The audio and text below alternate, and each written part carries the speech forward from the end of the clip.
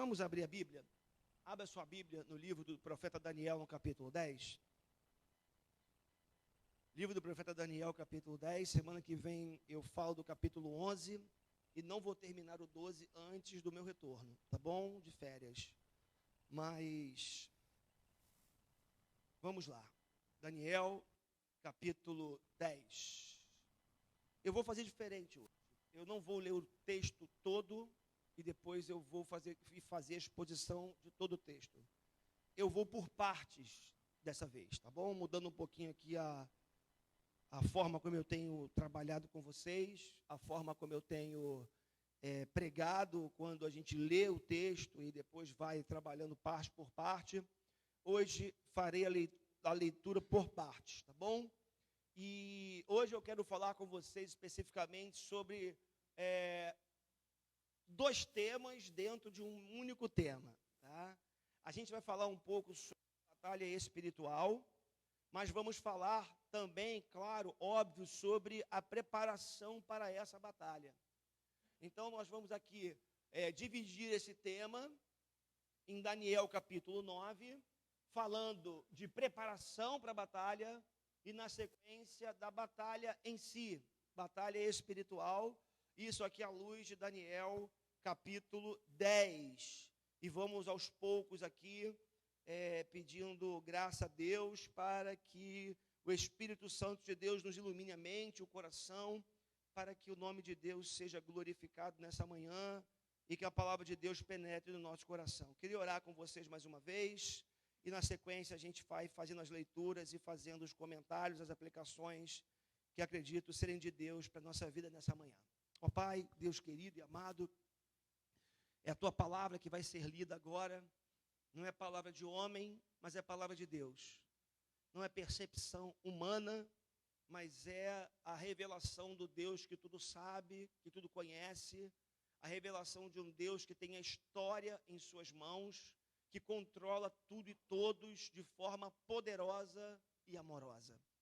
Obrigado, Deus, porque mesmo como um Deus poderoso, soberano, Criador, Senhor do universo, o Senhor decidiu estabelecer relacionamento pessoal, íntimo, amoroso conosco. Obrigado porque o Senhor tem manifestado esse amor nas nossas vidas. O Senhor tem nos amado com um amor perfeito, ágape, o amor incondicional. E é isso que nos mantém de pé. Sabermos que somos amados do Senhor. Sabermos que somos do Senhor, que viemos do Senhor, que vivemos aqui nessa vida para o Senhor e que um dia voltaremos para o Senhor. Muito obrigado, Deus, por essa manhã, por tudo que já vivemos até aqui. Obrigado, Deus amado, pelos louvores, pelas orações. Obrigado pelo momento de contribuição com a Tua obra. E agora, Deus, que o Senhor fale conosco através da Tua palavra. É a nossa oração, é o nosso desejo, o desejo do nosso coração. Em nome de Jesus. Amém e amém. Queridos, como lhes disse então, vamos por parte, tá? Lerei primeiramente os 3 primeiros versículos de Daniel capítulo 10, e aí a gente comenta e vai na sequência, nessa mesma ordem, nessa mesma lógica. Então assim nos diz a palavra de Deus nos seus 3 primeiros versículos do capítulo 10 de Daniel.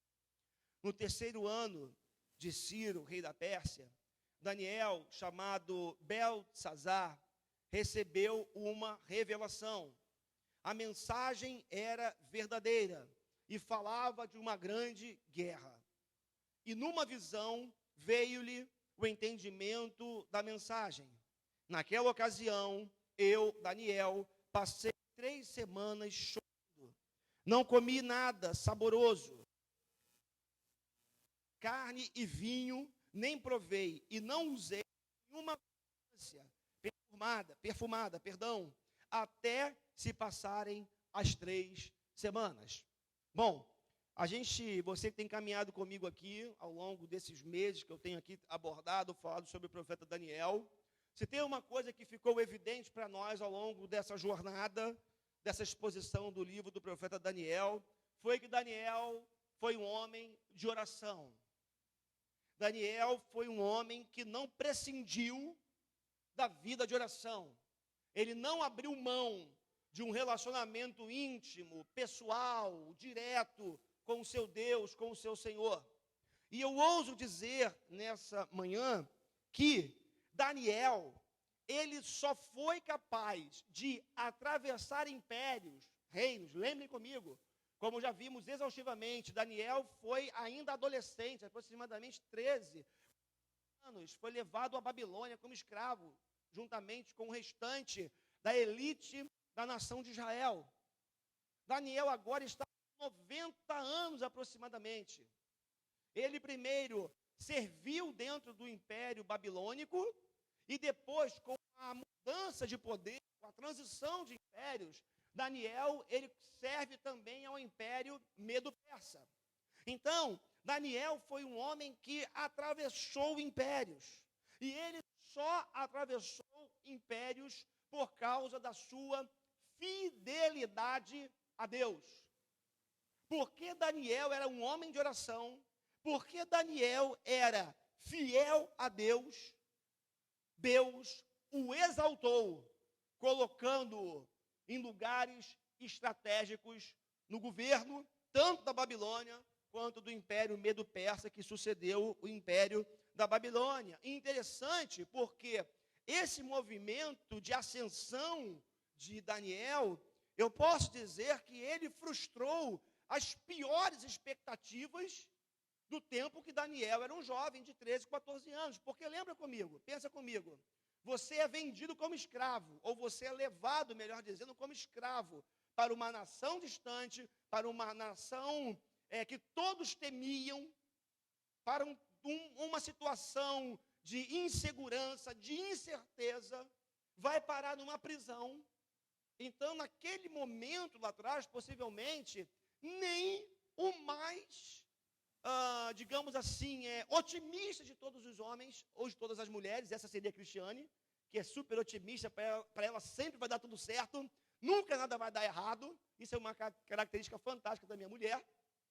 O que acontece é que nem o mais otimista dos homens ou das mulheres poderia imaginar que um escravo, um homem preso, um homem distante da sua terra, que foi levado para um lugar ainda desconhecido, viveria o que Daniel viveu e chegaria onde Daniel chegou. E o segredo do sucesso de Daniel, vimos aqui isso exaustivamente, foi a sua fidelidade a Deus e a sua vida de oração.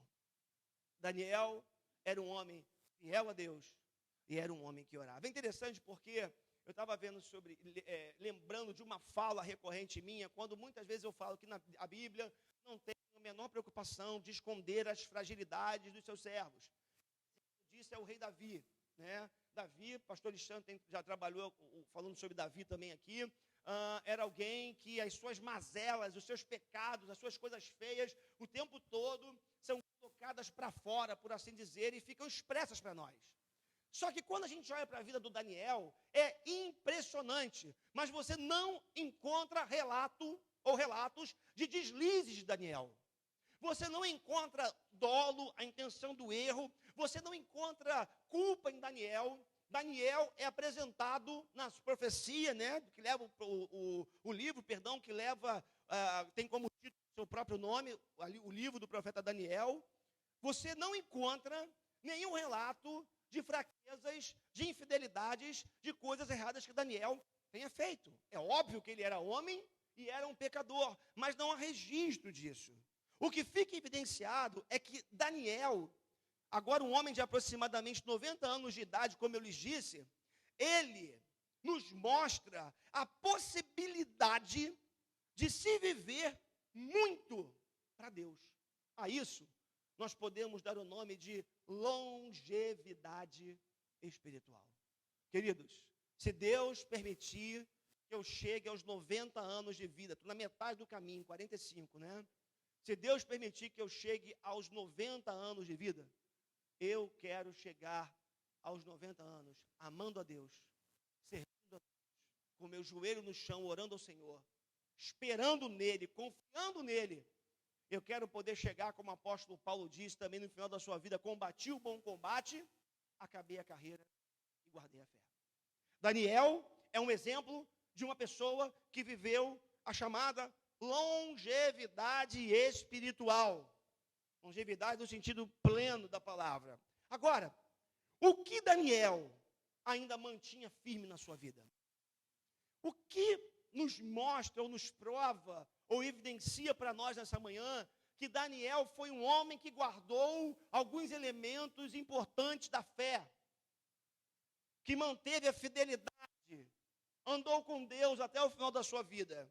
Acredito que tem duas informações, pelo menos, que nos mostram isso nesse texto que nós acabamos de ler, pelo menos essa primeira parte. Primeiro, a capacidade de crer na palavra de Deus.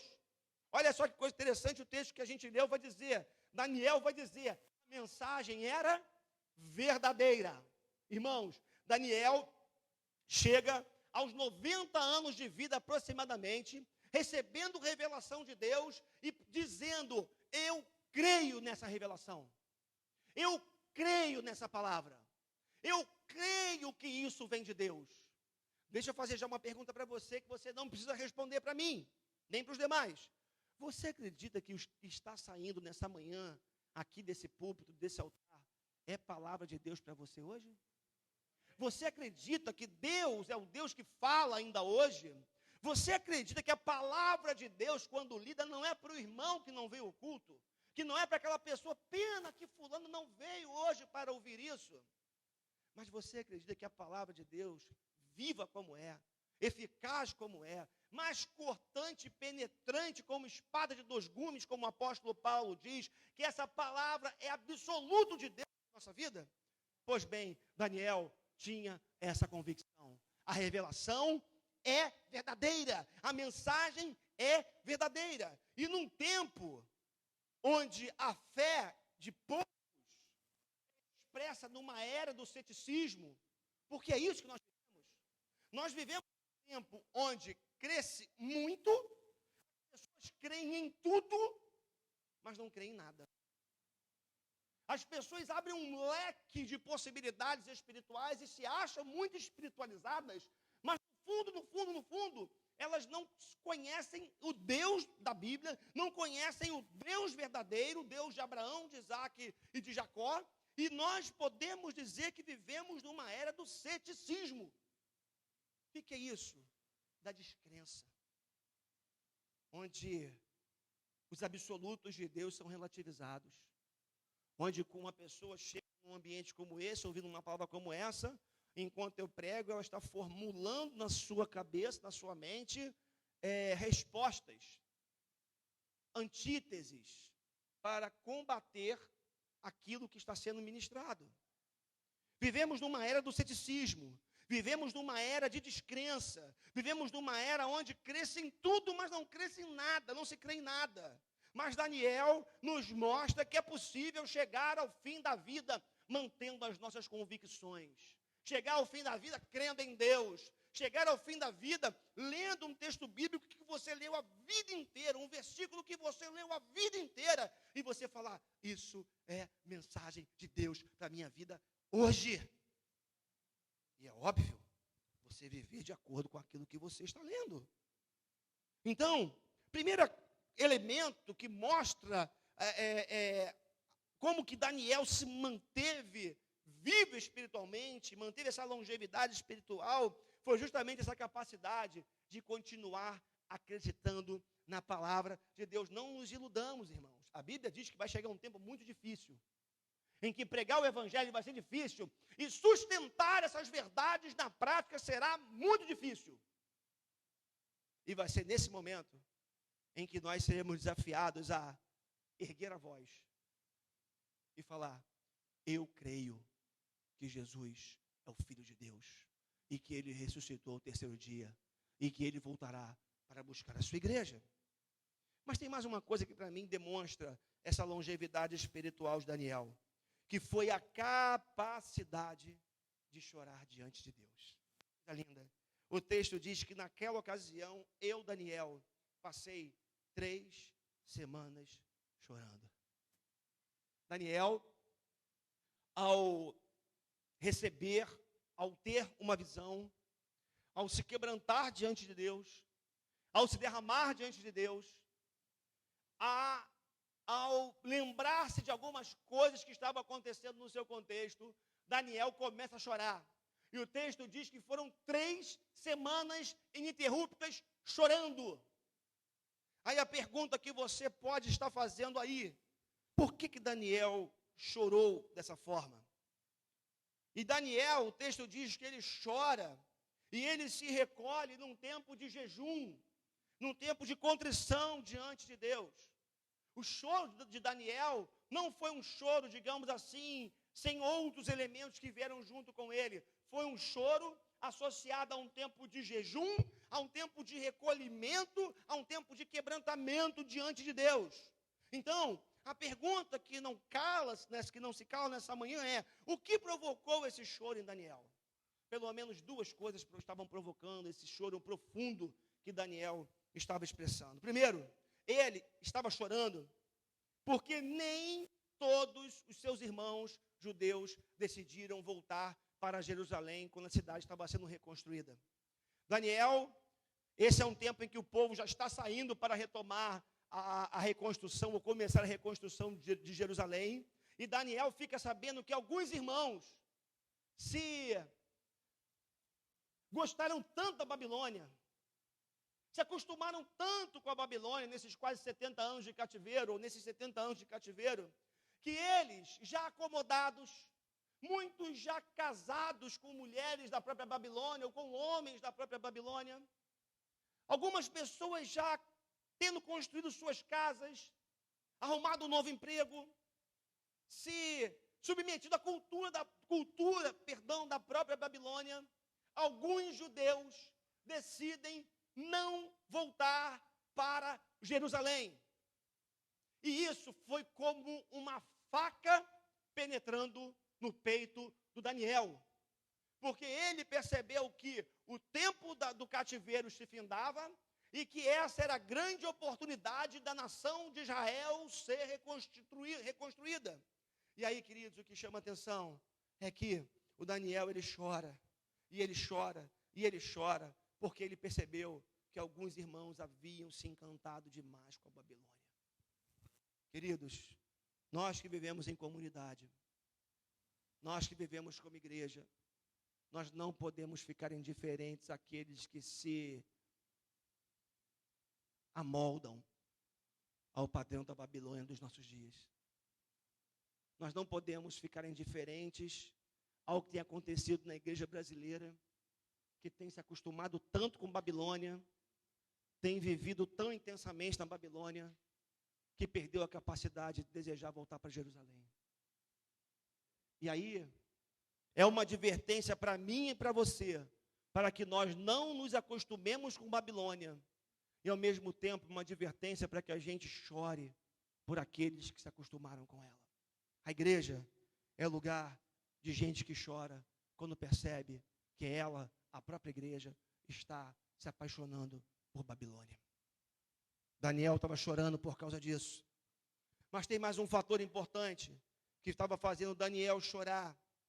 Daniel também estava chorando por conta da resistência, da oposição que os judeus que já haviam voltado para a Babilônia, para Jerusalém, para reconstruir a cidade, reconstruir os muros, reconstruir o templo, a oposição que eles estavam sofrendo durante a reconstrução. Os samaritanos que estavam em Jerusalém, que ali ficaram, que não foram levados cativos, eles começaram a usar de algumas estratégias para minar a reconstrução de Jerusalém. Isso é muito interessante, porque a primeira estratégia dos samaritanos foi o seguinte: eles buscaram se misturar ao povo de Deus, oferecendo ajuda para reconstruir a cidade. Então foi mais ou menos assim: eles chegavam diante das autoridades, dos líderes judaicos e diziam: poxa, a gente pode ajudar vocês na reconstrução da cidade? A gente queria muito ajudar vocês, mas tem um problema.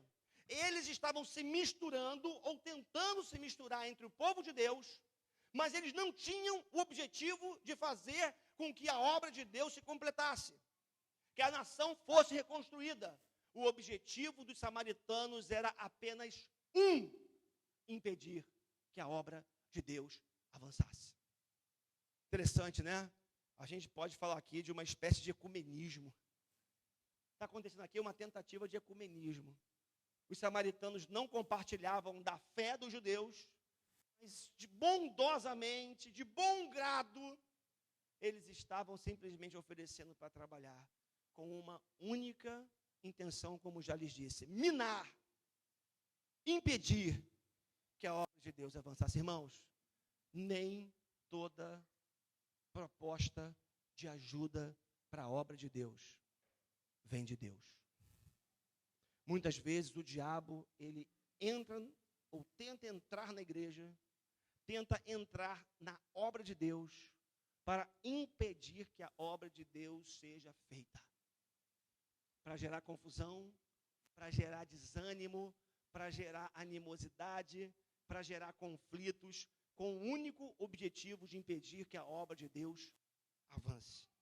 Mas aí, Zorobabel, que era aquele que estava à frente da reconstrução do templo, percebendo essa artimanha, ele não cai nessa esparrela. Mas aí os samaritanos eles utilizam-se de uma outra estratégia. Eles começam a mandar cartas para o rei do Império Medo-Persa, falando mal dos judeus, contando mentiras para o rei, e incitando o rei a ordenar a paralisação da obra.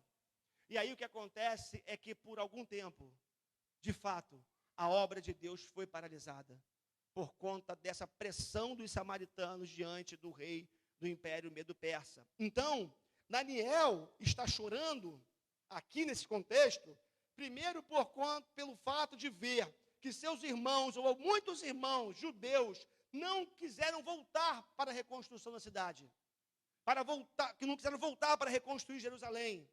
Mas, em segundo lugar, Daniel também está chorando, porque ele percebeu que a obra de Deus estava paralisada. Irmãos, olhem para mim aqui, por favor. A obra de Deus não pode parar. Aconteça o que acontecer, a obra de Deus não pode parar. A obra de Deus não pode parar por causa de pessoas. A obra de Deus não pode parar por causa de falta de dinheiro. A obra de Deus não pode parar por conta de decisões e ordens que venham do governo, de cima, seja o que for. A obra de Deus não pode parar. Quando eu olho para Mateus capítulo 16, quando Jesus, na revelação de Pedro, fala que as portas do inferno não resistirão à igreja de Jesus. Isso me dá a ideia de uma igreja avante, de uma igreja que não se cala, de uma igreja que continua marchando, de uma igreja mas que vai ao encontro dos perdidos para resgatar aqueles que estão amarrados, acorrentados por Satanás. A obra de Deus não pode parar. E ali, naquele momento, essa obra tinha parado. E Daniel chorava por isso. Nós temos chorado, irmãos, por conta da frieza espiritual dos nossos dias e por causa da paralisação, muitas vezes, da obra de Deus, até por motivos que estão para além da nossa capacidade de impedir. Então, essas foram as causas do choro do Daniel. Agora, Daniel não apenas chora pelo povo de Deus. E aqui é importante porque o texto diz que Daniel, ele também jejua diante de Deus. Daniel, o texto informa que ele não comeu carne, ele não comeu comida alguma. O texto diz que ele não se perfumou, ou em algumas versões, não se ungiu com óleo. E se ungir com óleo, estava vendo alguns comentaristas falando sobre isso, tem a ver com a vida social, com a vida coletiva, em sair de casa, tem a ver com você se abster do convívio com outras pessoas por um determinado tempo. Daniel se recolhe, contrito, chorando, jejuando diante de Deus. Irmão, isso aqui é muito importante, olha para mim aqui, na Bíblia. Primeira coisa, dizer para você que jejum tem sido uma prática muito negligenciada pela igreja de Jesus nos nossos dias, incluindo a comunidade presbiteriana da freguesia. Deixa eu dizer uma coisa para vocês aqui. Não sei se eu já falei isso aqui, me perdoem se vai parecer falta de modéstia, mas eu vou dizer. No final do ano passado, final do ano passado, a Cris brigava às vezes comigo, né? Porque ela fala, não, você tem que comer, tem que ir para a igreja tomar café forte, né? Para a igreja. Igual a mãe que manda o filho, toma café, senão você vai ficar fraco, né? Na escola. Ela brigava comigo algumas vezes. Porque eu, por muitos domingos, eu vim para esse púlpito em jejum para pregar. E depois disso, eu percebi que um movimento fantástico na vida da igreja começou a acontecer. Só tem um problema. Eu parei de jejuar. E já tem meses que eu não faço. E o que acontece é que o jejum tem sido uma prática negligenciada por muitos de nós. Isso é muito sério.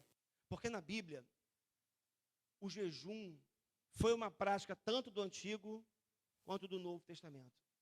E se você for ler a Bíblia com um pouco mais de cuidado, você vai perceber que muitos, se não todos os grandes feitos de Deus, vou dizer muitos, não posso garantir que todos, mas muitos dos grandes feitos de Deus pelo seu povo, esses feitos foram antecedidos por tempos de jejum do povo de Deus.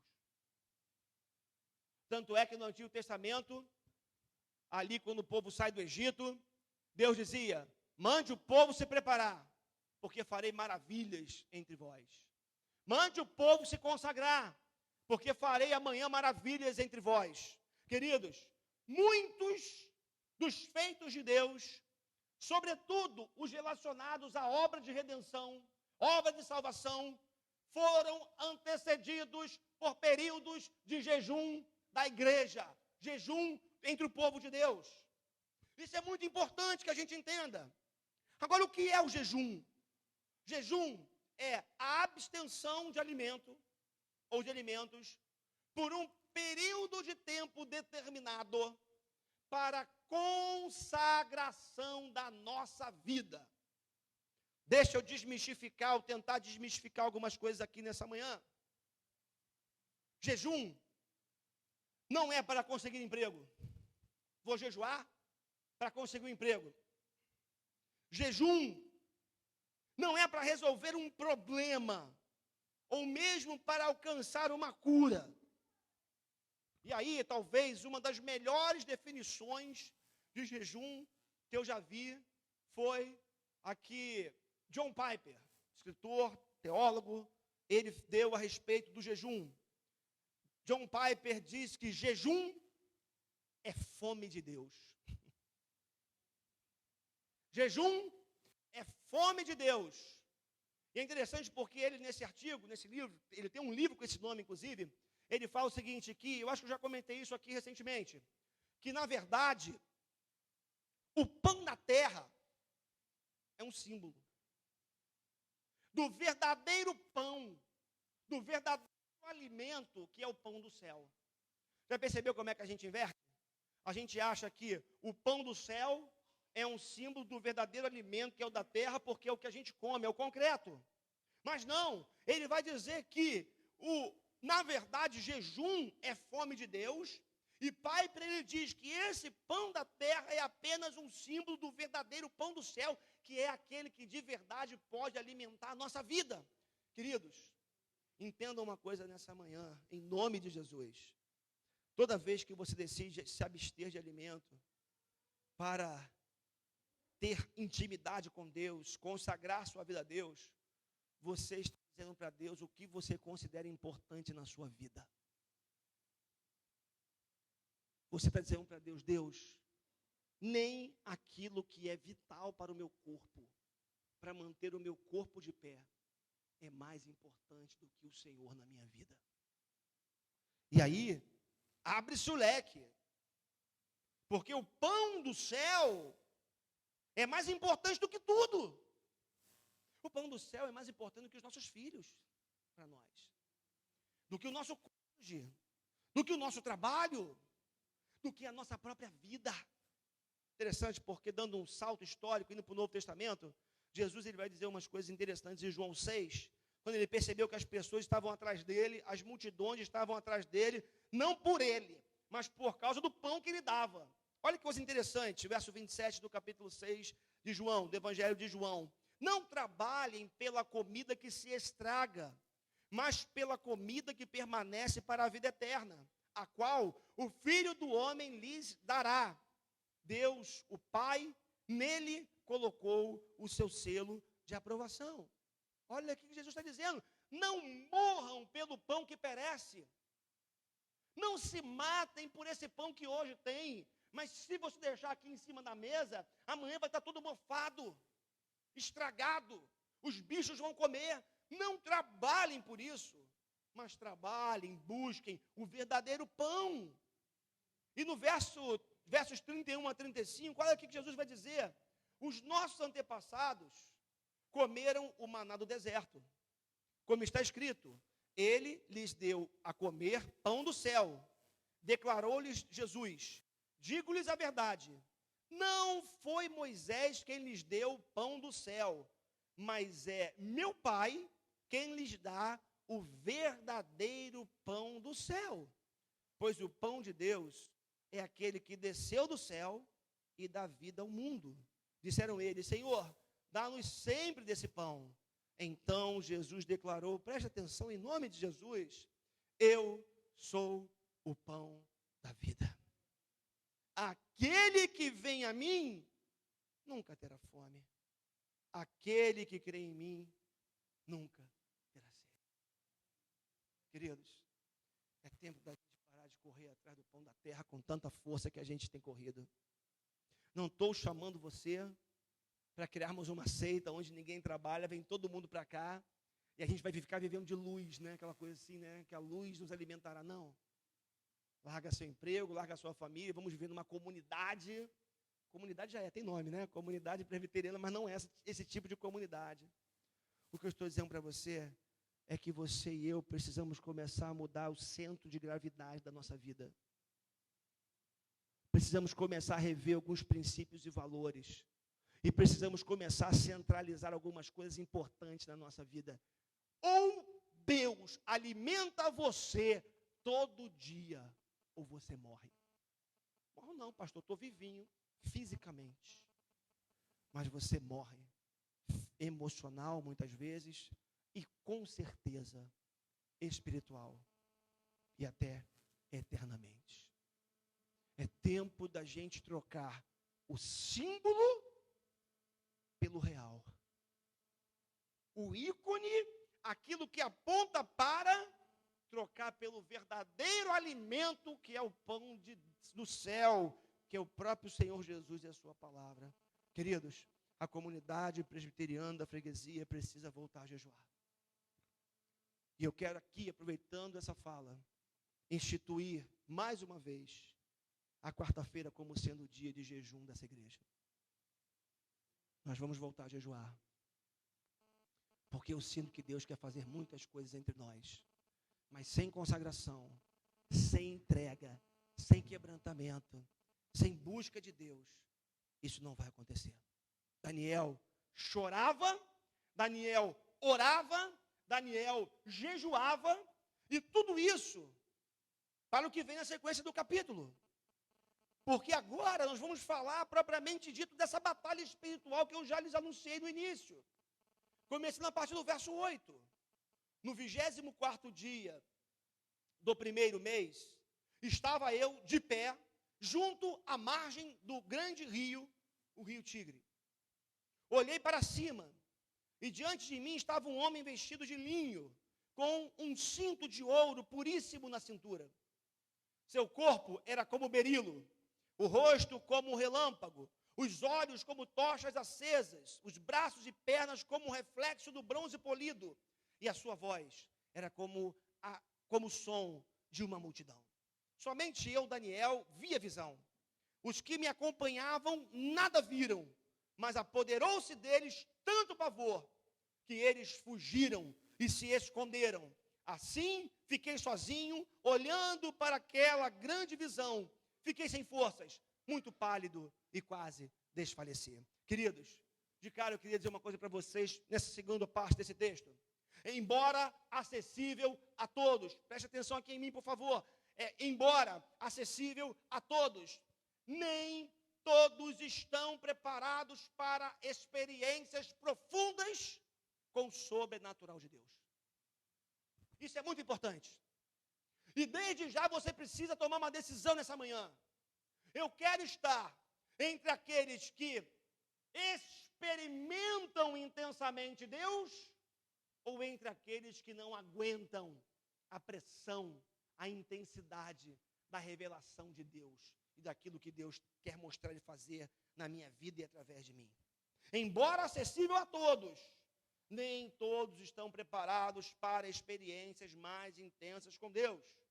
Preste atenção, porque foi assim que aconteceu. Por exemplo, com o apóstolo Paulo, o mesmo episódio que está acontecendo com Daniel, o texto vai dizer que Daniel tem a visão, ele se prostra diante de Deus, mas o texto diz que houve um verdadeiro terror entre aqueles que estavam com ele. Eles saem correndo de medo da manifestação do sobrenatural de Deus. Isso é muito importante, irmãos. Me parece, aqui para mim está muito próximo, parecido com aquela experiência do apóstolo Paulo na sua conversão, ainda Saulo de Tarso, indo perseguir cristãos na estrada de Damasco, quando o Senhor Jesus se manifesta, aparece para ele e diz: Saulo, Saulo, por que você me persegue? E o texto diz que uma luz forte brilha. E aí, o texto diz que Paulo fica cego, desorientado, perdido, e Paulo pergunta: quem és tu, Senhor? E ele fala: eu sou Jesus, a quem você persegue. E ali, queridos, o texto diz que Paulo vive aquela experiência, mas aqueles que estavam ao redor não puderam experimentar o que Paulo estava experimentando. Num culto como esse, é possível que alguns estejam dentro do coração, porque sabe como é? A gente é muito pentecostal, né? Então, a expressão do Pentecoste na gente é assim, né? Lá dentro do coração, aleluia, né? Mas não, pode dar glória a Deus aí, irmão. Pode dar um aleluia, tem problema não. O que eu quero que você entenda nessa manhã é que pode ser que aqui, nesse espaço, tenha gente com o coração quebrantado, chorando, dando aleluia, dando glória a Deus, exultante. E gente completamente indiferente ao que eu estou falando. Nesse mesmo auditório, a mesma palavra, a mesma espada com 2 gumes, afiada dos 2 lados, para uns cortando e levando a um compromisso maior com Deus, e a outros falando: esse pastor não para de falar, não vejo a hora dele acabar, porque eu acho que ele já falou demais. A que grupo você pertence nessa manhã? A que grupo você pertence? Aqueles que veem a visão, ouvem a voz, se lançam ao chão, impactados por ela, ou o grupo daqueles que estão indiferentes ou que dão no pé com medo do que vai acontecer? Embora acessível a todos, nem todos estão preparados para experiências mais intensas, mais profundas com Deus. Isso é muito importante. Não vou ler o texto do apóstolo Paulo para a gente ganhar tempo, não vou ler o texto que eu tinha separado aqui, já contei um pouco a história para você poder entender mais. O simples fato, queridos, de ter fome de Deus, fez Daniel ser especial para Deus. Quer ser especial para Deus? Quer que Deus te veja com outros olhos, digamos assim? Quer que Deus tenha um apreço, uma estima grande por você? Tenha fome de Deus. Pessoas que não têm fome de Deus, eu vou usar dizer isso nessa manhã, não são especiais para Deus. Especial para Deus é quem o deseja, é quem o ama, quem o quer, é quem coloca Deus em primeiro lugar na sua vida. Meus queridos, nós não temos outra opção. Ou Deus é o centro, o ponto a partir do qual tudo acontece na nossa vida, ou Deus é apenas um elemento, um ingrediente a mais, como tantas outras coisas, como sexo, trabalho, dinheiro e por aí afora. O simples fato de ter fome de Deus foi que fez Daniel ser especial para ele. E por isso, ele pôde ter acesso a esses mistérios maravilhosos de Deus. Verso 11, versos 9 a 11 do nosso texto, base, seguindo o livro do profeta Daniel, no capítulo 10, então, olha o que o texto vai dizer, falando de batalha espiritual, entrando nesse tema. Então, eu o ouvi falando, e ao ouvi-lo, caí prostrado, rosto em terra, e perdi os sentidos. Em seguida, a mão de alguém tocou em mim, e me pôs sobre as minhas mãos, e os meus joelhos vacilantes, e ele disse: Daniel, olha só, você é muito amado, preste bem atenção ao que vou lhe falar, levante-se, pois eu fui enviado a você. Quando ele me disse isso, pus-me de pé tremendo, avançando a partir do verso 12. E ele prosseguiu: não tenha medo, Daniel. Desde o primeiro dia em que você decidiu buscar entendimento e humilhar-se diante do seu Deus, suas palavras foram ouvidas, e eu vim em resposta a elas. Mas o príncipe do reino da Pérsia me resistiu 21 dias. Então Miguel, um dos príncipes supremos, veio em minha ajuda, pois eu fui impedido de prosseguir ali com os reis da Pérsia. Agora, vim explicar-lhe o que acontecerá ao seu povo no futuro, pois a visão se refere a uma época futura. Então, o que está acontecendo aqui? Está acontecendo uma grande batalha. O texto nos informa que um ser com características interessantes, vou falar sobre isso daqui a pouco, aparece para Daniel, se coloca diante dele e começa a falar para ele. E diz a ele o seguinte, que essa visão se referia a dias profundos.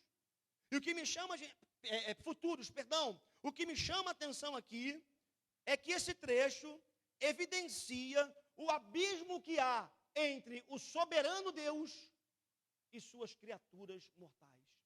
Mesmo a melhor delas, o mais santo que seja, há um abismo muito grande entre Deus e o que vem de Deus e a sua criação.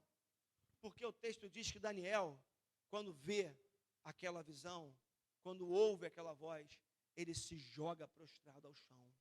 Ele perde as forças. Suas pernas ficam trêmulas. E isso me chama a atenção, queridos, porque encontrar-se com Deus, ou com o que vem de Deus, nos enfraquece, nos humilha. Mas tem um detalhe, em última análise, como consequência, nos exalta.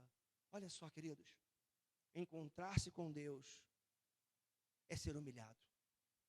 Nenhum homem na Bíblia e na história que se encontrou de Deus, se encontrou com Ele de pé, de cabeça para o alto e com o peito estufado. E quem chegou assim diante de Deus foi jogado no chão. Foi jogado no chão. Mas tem um detalhe: o Deus que nos abate quando nós nos encontramos com Ele, o Deus que nos lança ao chão quando nós nos encontramos com a sua glória, com a sua majestade, com a sua soberania, é o Deus que nos exalta na sequência. É o Deus que nos levanta na sequência. E isso é maravilhoso, porque isso aconteceu com Daniel, porque Daniel foi colocado de pé. Encontrar-se com Deus, ou com o que vem de Deus, nos enfraquece, nos humilha, mas também nos exalta. É interessante porque o Deus que abateu Daniel, digamos assim, o levanta com uma declaração fantástica. Que declaração é essa? Daniel, você é muito amado. Que coisa linda. Daniel vai para o chão, para o pó.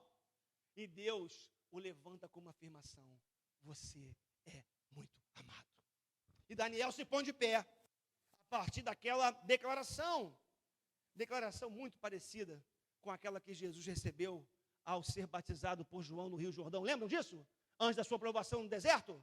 O texto diz que o filho na água ia ser batizado por João Batista, quando de repente o pai brada do céu: este é o meu filho amado, em quem eu tenho prazer. Que coisa maravilhosa. Este é o prazer. Este é a vontade de Deus. Queridos, Deus tem prazer em declarar o seu amor pelos seus filhos. E toda vez que Ele assim o faz, Ele nos levanta, Ele nos exalta. Que coisa maravilhosa. E aí, com Daniel, Deus fez essa declaração através de um anjo. Isso é muito interessante. E eu preciso fazer 3 considerações a respeito dessa afirmação que eu acabei de fazer.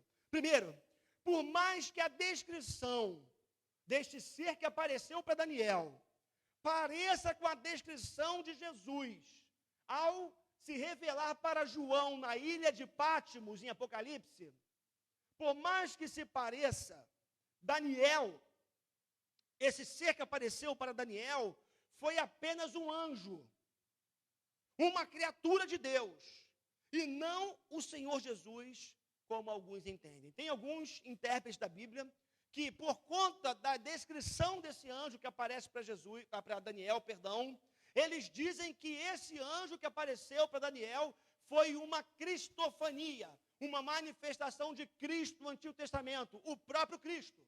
Guarda essa informação. O texto vai dizer: levante-se, Daniel, pois eu fui enviado. Anjos são enviados por Deus. O Senhor do universo, o Criador dos céus e da terra, o Filho de Deus, ele não pode ser enviado nesse sentido. Segunda consideração, Jesus jamais poderia ter sido detido pelo príncipe da Pérsia. Aqui, uma alusão à resistência espiritual, porque o texto diz que Daniel orou e que aquele ser angelical estava trazendo resposta para Daniel. Entretanto, ele foi detido por 3 semanas pelo príncipe da Pérsia, uma entidade, um ser espiritual. Queridos, Jesus, o Filho de Deus, a segunda pessoa da Trindade, o Deus soberano, não pode ser detido por nada nem por ninguém. Então não pode ser Jesus esse ser angelical que aparece para Daniel, como alguns tentam colocar. Porque Jesus não pode ser detido por nada, nem por ninguém. Terceira consideração, nem Miguel é Jesus, como algumas seitas também sustentam. Há seitas que dizem cristãs, que dizem que Miguel é Jesus, por conta de algumas referências que são encontradas na Bíblia. Entenda uma coisa nessa manhã, Miguel é um arcanjo, a palavra arcanjo, um anjo superior, ok? Miguel é um anjo superior, um arcanjo. Ele é um ser fantástico, mas ainda assim, por exemplo, está abaixo de Lúcifer numa hierarquia. Porque Lúcifer, na verdade, ele era um querubim ungido. E aí, quando você vai para Judas capítulo 6, Judas 9, versículo 9, Judas só tem um capítulo, né? É um só, no verso 9, ele diz assim: contudo, nem mesmo o arcanjo Miguel, quando estava disputando com o diabo acerca do corpo de Moisés, ousou fazer acusação injuriosa contra ele, mas disse: o Senhor o repreenda. Entenderam a lógica? Entenderam a lógica? Miguel, um arcanjo, mas ainda assim o texto diz que dentro de uma hierarquia, ele, diante de Satanás, um querubim, ele não confrontou direto Satanás quando havia aquilo, segundo Judas diz aqui, a batalha pelo corpo de Moisés. Mas ele disse: o Senhor te repreenda. Ele recorre à autoridade do chefe. Ele recorre à autoridade daquele que manda. Mas ele não confrontou direto Lúcifer. É por isso, irmãos, entenda uma coisa.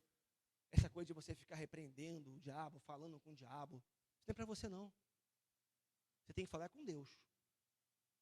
O que eu vejo de crentes falando com o diabo, dialogando com o diabo, falando com o diabo, nós não temos conversa com o diabo.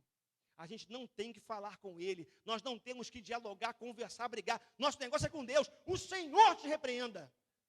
O Senhor te repreenda. É essa a lógica do negócio. E aí, nós estamos falando aqui de batalha espiritual. Isso é muito importante. Queridos, falamos de jejum, falamos de oração, falamos de humilhação na presença de Deus, e tudo isso, na verdade, se constitui preparação para a batalha espiritual. E aqui está rolando uma batalha maior, talvez, do que as 2 grandes guerras mundiais que nós já vivemos na história. Batalha espiritual, diferente do que alguns sustentam, não tem a ver com o diabo fazer você ficar doente, tirar o seu emprego, ter que ficar estudando o território do diabo. Já viu isso? Tem gente que é especialista em ficar descobrindo, tentar descobrir se é que é possível descobrir qual o território do diabo, dos demônios, para poder atacar. Não. Interessante, né? Eu vi alguém dizer essa semana que se o diabo fosse tirado da história, muito pastor ia perder o emprego. Porque o cara só sabe mexer com o diabo, só sabe falar do diabo, só sabe mapear a área de atuação dele, só sabe entrar nesse negócio chamado dessa linha de batalha espiritual. E o cara é tão focado no diabo que esquece de Deus. Aí se o diabo fosse tirado, essa ideia de batalha espiritual fosse tirada e falado para ele, agora você só vai pregar o evangelho. Ele não sabe. Ele não sabe pregar. Ele só sabe ficar em função desse movimento chamado de batalha espiritual, que tem alguns ícones na história aí, no mundo e no Brasil também, que ficam vendo o diabo em tudo e deturpam o que vem a ser batalha espiritual. Ficar procurando o modus operandi do adversário para combatê-lo. Sabe o que está em jogo na verdadeira batalha espiritual? Vamos lá. A capacidade de discernir entre tantas vozes a voz do Altíssimo. Sabe o que na batalha espiritual está em jogo? O que Satanás, Lúcifer, o diabo quer? Ele quer tapar os seus ouvidos, bloquear a tua mente, para que você não discerna, venha discernir a voz de Deus entre tantas outras vozes que falam conosco todos os dias. Mas ainda, sabe o que nessa batalha espiritual está em jogo? A capacidade de entendermos e vivermos o plano de Deus para a nossa vida. O que o diabo quer também é inverter as nossas prioridades. Fazer com que nós relativizemos a palavra de Deus. Ele quer também que os verdadeiros filhos de Deus duvidem dessa filiação e, consequentemente, da sua filiação. Percebam comigo, Jesus está lá no deserto, sendo tentado. Ele tinha acabado de ouvir, tu és o meu filho amado em quem eu tenho prazer. O diabo, por 3 vezes no deserto, vira para Jesus e fala assim, se tu és o filho de Deus, o que o diabo está tentando fazer?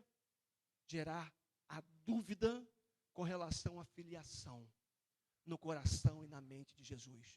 Porque ele sabe que se você, que é filho de Deus, duvidar disso, queridos, a tua fé entra em xeque. É por isso que lá em Efésios capítulo 6, não vamos ler o texto, Paulo fala do capacete da salvação. Sabe o que é isso? É a convicção de que você é salvo, de que você é filho de Deus. E aí, quando o diabo tenta jogar os seus dardos na sua mente, é aqui que, irmãos, é aqui que tudo começa, não é aqui. É aqui que tudo começa, na sua mente. É uma batalha que existe pela tua mente. E falando de discernimento, porque é disso que a gente está falando nessa manhã, nós podemos dizer que discernir é a capacidade de reconhecer uma voz em meio a tantas vozes que se levantam ao mesmo tempo para cada um de nós. Isso que é discernimento.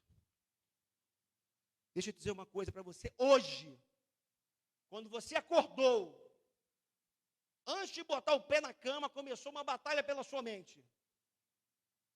Pelo menos 4 vozes começaram a falar com você. A voz do mundo, do sistema caído, corrupto que nós vivemos. A voz do mundo, impressionante. A gente via ontem o jornal, né, que a gente estava lá vendo, e sempre a Globo, né, falando de uma jogadora, esqueci o nome dela agora, de vôlei, de praia, e aí tem aquela coisa o que ficou evidenciado lá, que ela é homossexual e ela vive com uma outra mulher, outra jogadora de vôlei.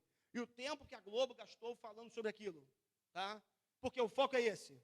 Há uma luta contra o mundo.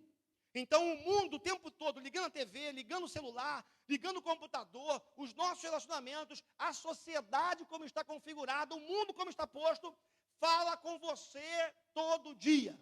Informações, informações, informações, estímulos e mais estímulos, visuais, auditivos, estímulos e mais estímulos o tempo todo. A voz do mundo.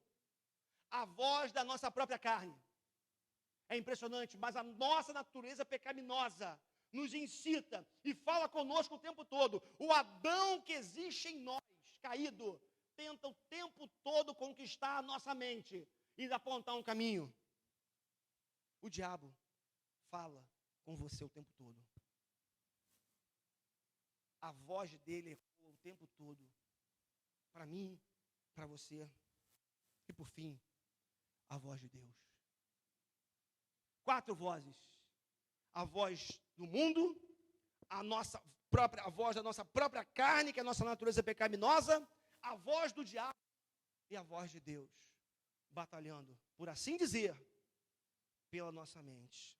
Isso é batalha espiritual. Agora, uma pessoa com discernimento espiritual, ela tem a capacidade de discernir quem é quem nessa batalha por conquista da nossa mente, da nossa atenção, da nossa preferência. Nessa manhã, nessa tarde, aqui nesse lugar, essa batalha está acontecendo. Eu estou pregando, a palavra de Deus está sendo anunciada, mas eu sei que o mundo está consumindo você. Você já pensou, quem sabe, na conta que você tem que pagar amanhã, o relatório que você tem que prestar para o teu chefe, alguma coisa que você tem que consertar, tem que fazer. É um mundo te sugando. Mas não só isso, a sua natureza pecaminosa, aquilo que existe dentro de você, que quando eu prego isso, faz você se incomodar. Se você está incomodado, desconfortável com o que eu estou falando nessa manhã, é a sua própria carne fazendo isso. Sua natureza humana, caída, pecaminosa, esse Adão. O diabo é aquele que vai na boa, né?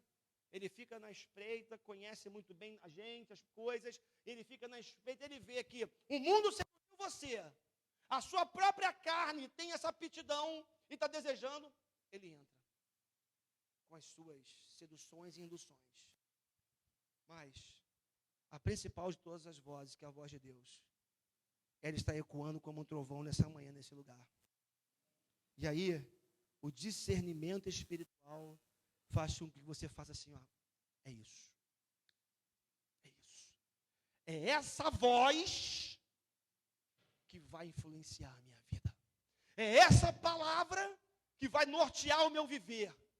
É isso que vai ser determinante na minha vida. E quando a gente consegue discernir, a batalha está ganha. Conclusão. Há uma batalha pela nossa mente, há uma batalha pelo nosso coração, aqui agora, mas essa batalha vai continuar quando acabar esse culto, quando a gente for para casa, no restante do domingo, o que a gente faz com a nossa vida, porque o diabo não está preocupado, queridos, apenas, e vou botar apenas para não ser tão radical, apenas em fazer você perder seu emprego, em fazer você ficar doente, em fazer você, enfim, porque se você é homem de Deus, é mulher de Deus, se você é como Daniel, que chora, que se quebranta, que jejua, que busca Deus, que tem longevidade espiritual, ele sabe que não vai ser arrancando o seu emprego, fazendo você ficar doente, que ele vai vencer essa batalha com você. Ele não está preocupado com isso. O diabo quer roubar de você as convicções que Deus tem implantado na sua mente todo dia, de que você é filho amado de Deus, de que você é servo de Deus, de que você foi criado para Ele, e que não existe vida fora dEle. É isso que Ele quer fazer. Por isso, a única maneira que a gente tem de vencer essa batalha é, como Daniel, sermos pessoas que oram, jejuam, se humilham e assim recebem discernimento de Deus. Amém, queridos? É isso. Não tem saída. Queria orar com você. Vamos ficar de pé?